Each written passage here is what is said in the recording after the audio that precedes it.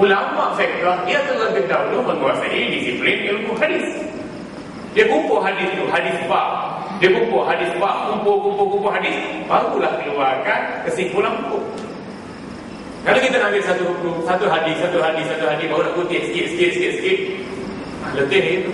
Tak takut kita buat kesimpulan yang tak banyak.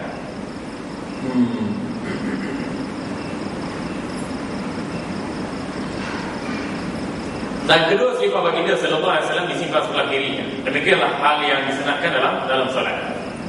An Sa'id bin Yazid al-Azdi qala sa'altu Anas bin Malik akan Nabi sallallahu alaihi wasallam yusalli fi na'lihi qala na'am. Saya bertanya pada Anas bin Malik.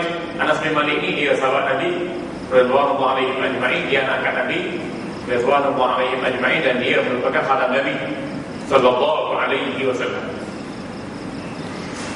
Saya bertanya pada Anas bin Malik, apakah Rasulullah sallallahu alaihi wasallam menunaikan salat sambil memakai kedua selipanya? Dia menjawab, ya.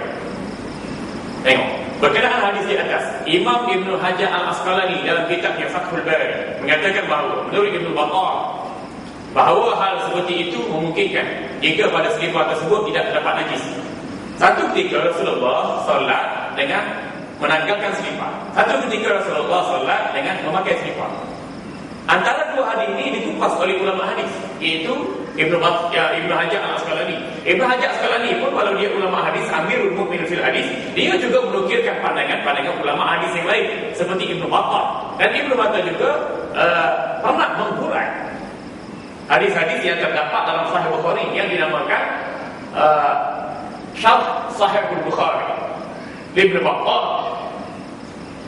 Jadi Sahih Bukhari ini bukan sekadar diulas oleh Imam Ibn Hajar Al-Asqalani, Imam Badruddin Al-Aini, Umdatul Qari, tetapi turut diulas oleh Ibn Battal. Dan Ibn Hajar Al-Asqalani banyak menukilkan pandangan Ibn Battal dalam menguraikan hadis-hadis yang terdapat dalam Sahih Bukhari, termasuk dalam menghimpunkan hadis-hadis yang berkait Nabi ada ketiganya bersolat memakai selipar dan ada ketiganya bersolat tidak memakai selipar. Dia ulas, apakah kriteria pakai tak pakai itu? Boleh tak boleh itu? Jika sekiranya selipar berkenaan tidak bernajis. Lagi perbuatan itu tergolong dalam rukhsah tergolong dalam kelonggaran. Bagaimana yang dikatakan oleh Ibn Daqiq Al-Aid, juga ulama hadis, dan bukan termasuk dalam kategori yang sunat, kerana ia tidak termasuk dalam sesuatu yang dituntut dalam solat. Bukan benda sunat pun, benda rukhsah boleh pakai. Kalau pakai tak sunat, tapi harus. Beza kedudukan itu antara mandub dengan mustahab. Beza. Mandub ni sunat, tapi Rasulullah banyak buat. Kalau mustahab, sunat, mustahab digalakkan. Tapi Rasulullah sallallahu alaihi wasallam tak banyak buat. Buat tinggal. Kemudiannya satu lagi, benda yang harus, benda yang mubah. Rasulullah buat, Rasulullah tinggal. Rasulullah buat, Rasulullah tinggal. Jadi apa kriteria kita nak kategorikan? Rasulullah buat, Rasulullah tinggal, Rasulullah buat, Rasulullah tinggal. Nak kategori mustahab ke? Nak kategori sunat ke? Nak kategori sebagai mandub? Atau nak kategori sesuatu yang harus? Ini bukan bidang kepakaran kita. Bidang kepakaran yang diletak oleh ulama. Sebab tu di sini, pakai selipar dalam solat boleh dengan syaratnya tidak bernajis. Dan kalau pakai selipar dalam solat itu bukan capai standard kepada amalan yang sunat, tetapi hanya sekadar yang harus sahaja.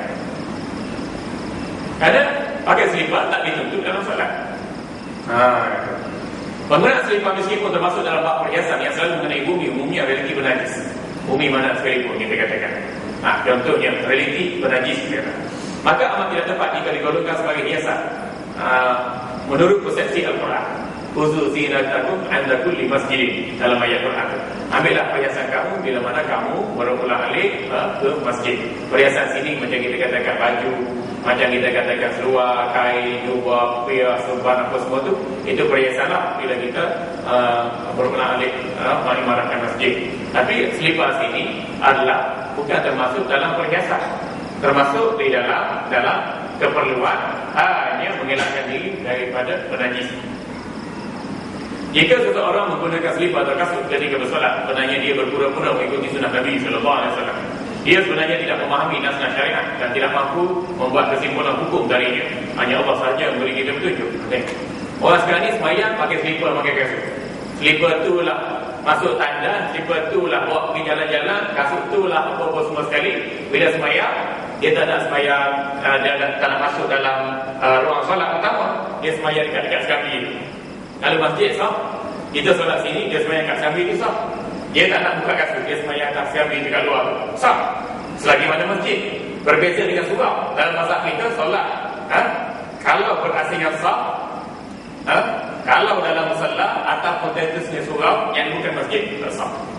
Lalu kita rasa heran, masjid-masjid di sekitar Kuala Lumpur dan Selangor ni yang buat solat Jumaat, dia duduk sah yang terpisah. Katakan ini ruang solat utama surau, kat luar tu ada lagi jemaah yang menunaikan solat Jumaat. Baik, kalau sekiranya ada pintu di permukaan depan ni yang menghubungkan antara jemaah yang berada di luar, dan pintu itu tidak menegakkan untuk kita melihat imam dan berpergi dengan imam dengan keadaan tidak membelakangi kiblat, maka sah solat mereka yang berada di luar. Tapi sekiranya situ tak ada pintu belakang sekali, belakang kiri ke belakang kanan ke pintu. Kemudian yang orang yang bersolat di luar, dia solat surau tu, dia solat sampai ke depan. Pintu dah belakang, tak sah mazhab kita. Lepas tu kalau surau ni, kalau dia nak buat solat Jumaat, dia kena buka sikit-sikit. La yamna'ul wurud wala ru'yah. Dia tidak menegakkan lalunya makmum mendapati imam, dan juga tidak menegakkan makmum melihat imam. Mesti ada tu kelangsungan itu. Jadi kita buka lah sikit. Kalau ada pintu sini, kita buka. Kalau ada pintu sana, ada mana semua tak sah belakang. Atau begitu juga kalau tampil macam ni. Kalau menghalang tu, maknanya menghalang tu, tak boleh muslimah kita nak mari sini, tak sah. Solat di dalam surau. Kalau masjid tak apa. Atau kadang-kadang kita letak kain nipis pakai ke bawah, tak kisah, tapi dia tidak ada halangan. Kadang-kadang surau dua tingkat, ada pintu lain kecuali pintu ke belakang. Jadi hak sembahyang belakang imam dihalangkan dengan kayu ke, besi ke, sini ke, konkrit, tak sah mengikuti imam. Banyak surau-surau Putrajaya macam tu, dua tingkat gitu. Ada surau-surau di flat ke mana buat begitu. Sebab kita hanya beri kebenaran kepada kontraktor tanpa ada panduan daripada Jabatan Agama atau Jabatan Mufti dalam pembinaan surau-surau. Mesti diambil perhatian. Jadi ada beza antara masjid dan surau. Untung kita solat di masjid, kerana ada sudut sahnya, ada sudut mengikuti imamnya. Alhamdulillah. Dan memang pun kalau kita pergi negara Arab, orang Arab dia tak masuk pakai kasut, dia sembahyang kat belakang, pakai kasut. Masalah dia kasut tu kotor. Kalau kasut tu kita yakin bersih, tak apa. Maka kita yakin bersih, kasut kita tengok dah pergi ya. Dia kata di sana mau ikut dulu pilih. Paling minimum pun buat masa tanda buat kucing cacang. Kucing cacang. Jadi tempiahnya, kucingnya habis dia. Kadang-kadang air di lantai tandai itu bukan najis. Sebab utamanya kita masuk tanah Allah, air di lantai tandai itu bukan najis. Jadi kalau kita buat solat dan kasut bukan najis, maka dikira sebagai tidak sah kerana tidak menepati syarat bersuci.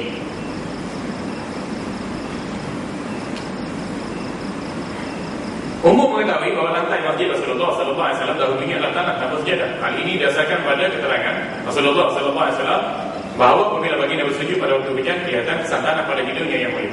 Kesan tanah pada hidung tidak disyaratkan bersujud pada hidung. Kunna numirna an nasjuda ala sab'ati a'udzumin. Kami diperintahkan untuk bersujud 7 anggota badan. Mana? Satu dahi, 2 tangan, tapak tangan, kemudian 2 lutut, 3 2 bahagian hujung kaki, 2 4 6 7. Ada setengah orang dia kata, ni diriwayatkan Nabi sujud, tanah tu kena hidung Nabi yang mulia. Artinya sujud tu biar dapat hidung kena tanah, kena objek yang sujud, bagi rasa dah. Nabi Sa'id Al-Khudri radhiyallahu anhu, sini bukan kita nak ambil tentang hidung Nabi rapat kepada tanah, bukan itu wajah istidlalnya. Bahkan wajah istidlal di sini ialah Nabi sallallahu alaihi wasallam terus menyempurnakan sujud walaupun dalam keadaan lantai masjid becak akibat taburan hujan yang banyak pada waktu itu.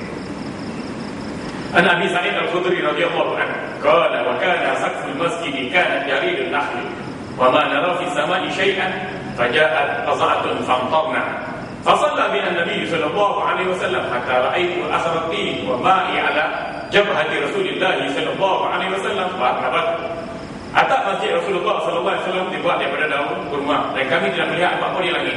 Tiba-tiba datanglah awan tebal dan kami kehujanan. Ketika baginda sallallahu alaihi wasallam menegakkan solat bersama kami, aku sendiri. Katanya Abi Sa'id Al-Khudri itu sendiri melihat adanya bekas tanah dan air. Kesan air pada dahi dan hujung hidung baginda sallallahu alaihi wasallam yang mulia. Ada dahi dan hujung hidung. Yang diwajibkan dahi, hujung hidung tak wajib. Tapi kenapa? Kerana Nabi sallallahu alaihi wasallam tetap bersungguh-sungguh bersujud walaupun ketika itu kehujanan dan lantai masjid Nabi itu hanyalah daripada tanah becak. Kita ni ada kapel, ada tikar, sujud pun tak sungguh juga. Nak pacatkan kaki sikit, nak tegakkan lutut sikit, buka bahu sikit, tekan kepala sikit, tak sungguh-sungguh juga. Sujud pun mentah. Kemudian sujud pun tak asal seronok dalam keadaan sujud. Allah.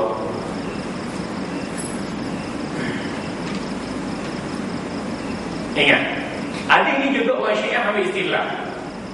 Dia kata tengok sujud atas tanah, Nabi sujud atas tanah. Maka disyariatkan sujud atas tanah Karbala, tak ada masalah. Sebahagian Syiah kata wajib sujud atas tanah Karbala. Lepas tu dia sembahyang ambil tanah batu Karbala, tu tanah dikeringkan Karbala, dia bulat ke tiga segi ke lepek ke semua nak sembahyang letak batu tu. Tapi Syiah Malaysia tak yakini. Kalau dia ambil batu tu buat sembahyang dia tahu ni Syiah. Jadi untuk tidak dikenali identiti sebagai Syiah, dia orang sembahyang tak guna batu tak apa. Tapi kalau tak ada kitab dia guna batu. Ini taqiyah. Syiah dengan Wahabi sama-sama taqiyah, sama-sama bohong. Syiah tak mengaku ya saya Syiah, saya tak mengaku Syiah. Sebab Wahabi pun saya bukan Wahabi. Wahabi apa? Anti Wahabi, takut Wahabi. Tak mengaku, sama tak mengaku. Ahli Sunnah tak kira. Kita bukan melihat kepada Islam, kita melihat kepada pola pemikiran, metodologi dan sistemnya. Jelas, begitu. Tak, dia tak mengaku Wahabi, tapi pola pemikiran Wahabi menyanjung Muhammad bin Abdul Wahab, Abdul Wahid, Abdul Wahab.